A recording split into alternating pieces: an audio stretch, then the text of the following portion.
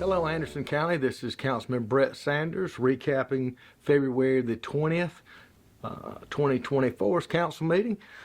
Tonight, just to highlight a few things, kind of condense them, if I may. We had $4.7 million investment with 60 new jobs. We had a $36.3 million investment that actually doubled the property taxes that's currently being paid. We had a $6 million investment tonight, creating 20 jobs at $28 per hour. And these jobs I'm talking about have benefits and insurance, so great jobs. We had an additional $45 million investment. It created 12 new jobs, but those 12 new jobs are on top of the 250 that's already there or that's moving into that facility, and they were $28 per hour average pay. So we had a lot of great economic development brought before council tonight. I want to thank our economic development department for the great job they do in bringing these companies in and creating these jobs and opportunities, not only just jobs but careers for our citizens. Tonight we also voted to approve a $1.25 million bond for the Homeland Park Water Company or Water District, and basically it comes before council. I guess it's a ordinance or regulation type thing. Council approves their bond.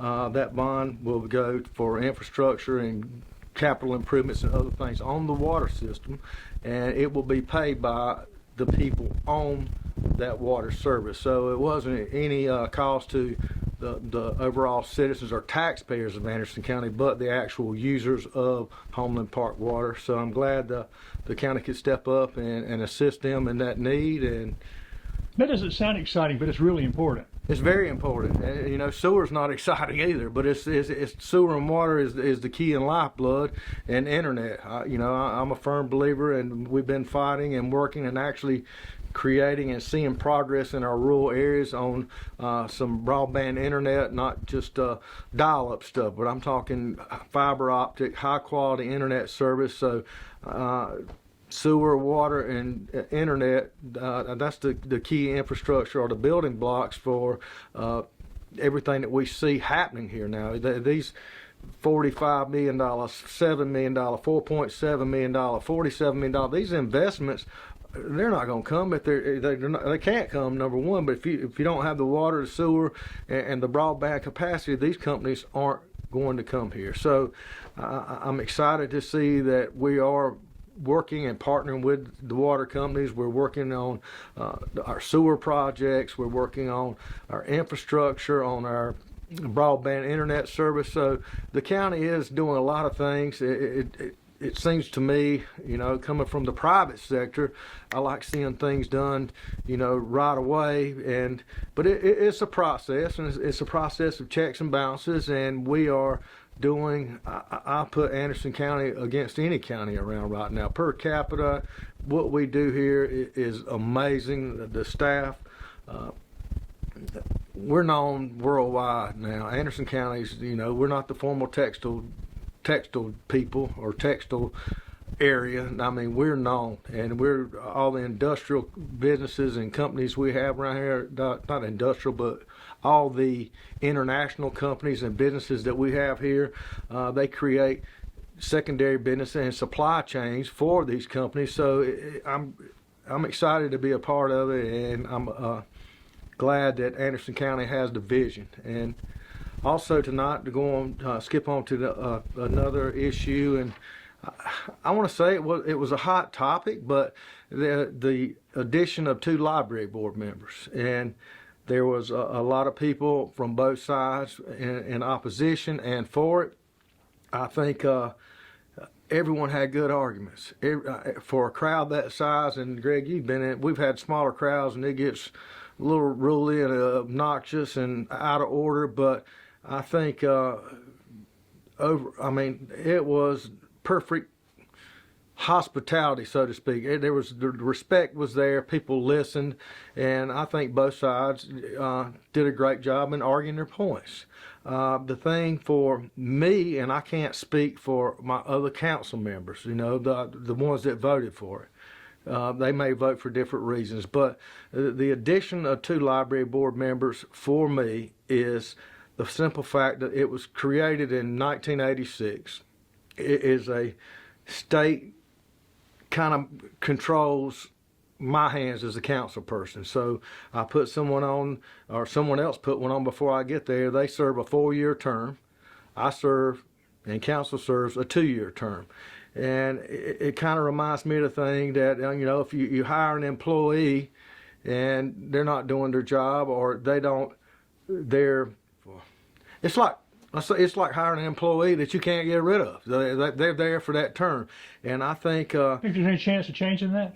I think there's some things working at the state level. My problem with the way it's currently set up is I'm elected by the people of District 4. And I think if someone's opinions or voice isn't what my constituents want, I don't have control over that. And I think regardless of which side you stand on it, you ought to have control. And I know that when this was all orchestrated or designed or by the state sent down to us, you could have 11 members on a board. In 1986, we had 7 council members, we had 7 people. And since 1986 to present day term, our population's increased to over 50%. It's 14.9% increase since 2010. So I think as our area and our county grows, I think I think the library does a good job. I'm not here. I'm not here to ban books. Everyone has constitutional rights. I am opposed to certain materials being displayed in certain places that I personally think, and I think the majority of my constituents think, it should be in a different section, or where a parent has to ask. And I agree with that, and that's why I supported it. And I think Councilman Glenn Davis, he was the only nay that we had, and I applaud Mr. Davis. I mean, he brought some valid points, and I don't want to see him take criticism or people speak out against the way he voted, because he feels the same way as council does. He does not want. He wants certain materials in certain areas, and I think he's looked out into a broader spectrum, and we've got to be careful on the people that we select. And I think his mindset was, hey, this, what happens next, and then the most stunning point for me, he said, he talked about the percentage of 6 and 9 years that can't even read.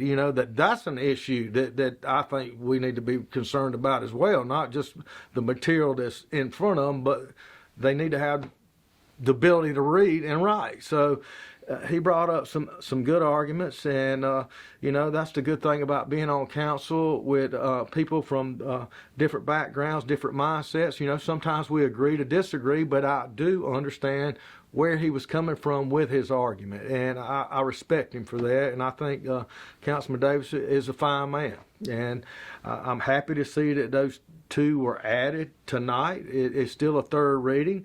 If it passes 3rd reading, the people can call, or call me, call any of your council members, call here, and they can get an application to actually serve on that board.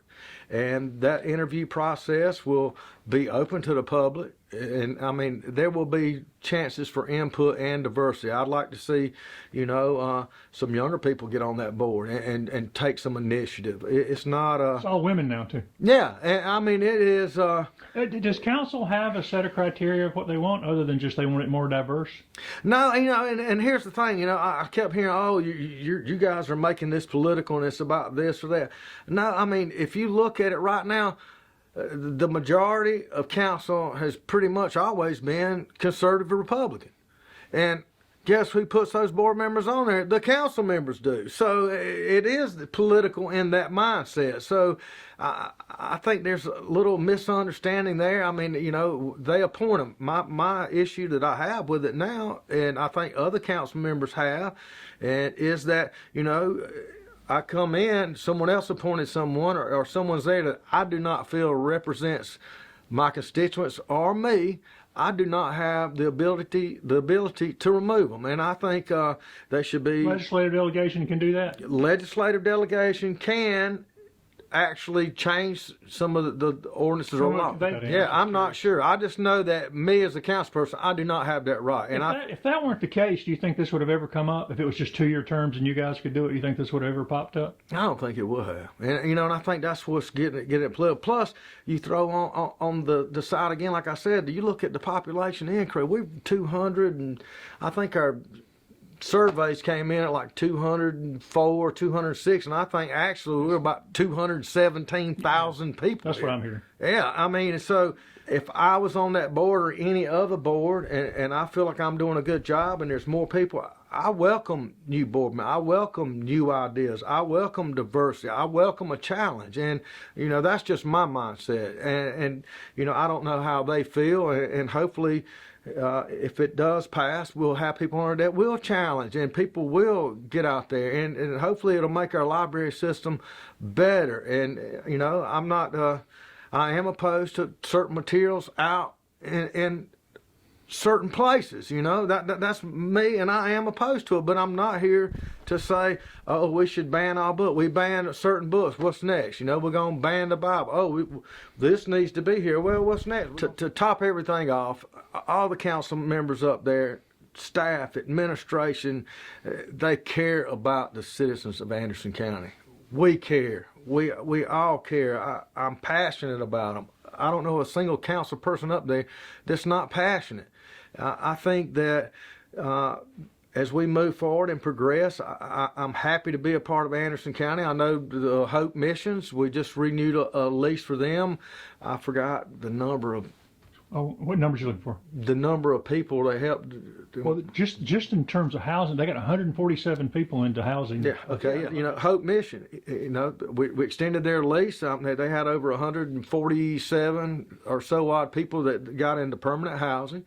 They have a system in place. I forgot the number of jobs offhand that actually got people the help and got them into a position. And I talked with our mayor, Terrence Roberts, today, and a couple of city council members. There is issues and things there. It's not let's give them a bed and give them a meal. I think the underlying problem is dependency, substance abuse, mental illness, alcohol, drugs, and until we need to get a process, and I think that's what they do at Hope Mill. I don't think at Hope Mill they actually have a process to help you get cleaned up, to help you move to the next step. And just like we said, 147 people have been through that process and actually have jobs and houses of their own now. So I applaud them. I thank them for their hard work that they put in as volunteers.